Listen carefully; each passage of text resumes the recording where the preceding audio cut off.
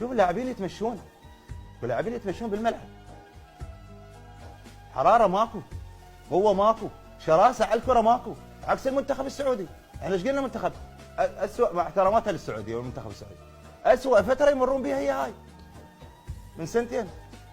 ما عتم اداء الناس بالتصفيات كاس العالم، شابعين خسائر، ادائهم ضعيف فنيا. لاعبين اصلا كنا المنتخب السعودي كلهم نعرفهم، ما تعرفون اي واحد، اثنين ثلاثه اللي هم يلعبون بالهلال، الدوسري والبليهي والعويص هذا الحارس وكان 4 لاعبين، الباقيين 11 لاعب ما حد يعرفهم، ما معروفين. ليش؟ ما يلعبون اصلا، ما يلعبون، ما يشاركون بالدوري. كابتن كلهم بدلاء مع احتراماتنا لهم يعني الولد، بس ماكو شيء. استهتار من المدرب مع احتراماتنا لهم، استهتار من اللاعبين داخل الملعب، المباراه يصير هواي. ما يصير هيك. هذا منتخب العراق، احنا اصحاب تاريخ. العراق اي واحد يلعب يجي يقابلنا قبل وحتى هسه يحسب لنا 1000 حساب. تطلع بهذا المستوى؟ هسه عمي اخسر بس العب.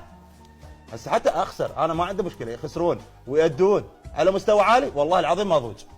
اقول عاده طبيعيه، ما توفقنا اليوم، ما سجلنا، خسرنا المباراه عادي، ماكو مشكله. بس تخسر اداء وتخسر نتيجه. هسه مع احتراماتنا لكل الولد، والله العظيم كلهم اصدقائنا ونحبهم، لاعبينا، خاصه اللاعبين الموجودين بالعراق، اللاعبين الخبره على مستوى عالي كلهم، على عدنان ادوا. بس انا اعرف شغله واحده، قبل 3 سنوات كانت تصفيات كاس العالم مال 22 من المنتخب طلع ويا كاتينيتش، حلوا المنتخب. ايش قالوا؟ الاتحاد العراقي هو نفسهم هذول اكثريتهم قالوا جاي نهيئ منتخب شاب للتصفيات مال كاس العالم اللي هي 26. زين هسه انا اطرح سؤال. الولد على عينه وعلى راسه. علي عدنان قد عمره؟ فوق ال 30. سيد جلال قد عمره؟ فوق ال 30. امجد عطوان قد عمره؟ علي فاز ايش قد عمره؟ بال 30. بعد من بعد احمد ياسين ريبين لعب وياي 2011 ب 2012 لعب ويا منتخب وطني. ابو حسام الاستوبر مالتنا لعب وياي، من كنت العب انا صار لي 7 سنوات مبطل والله العظيم. احمد ياسين لعب وياي بالمنتخب ولعب وياي بالدوري القطري.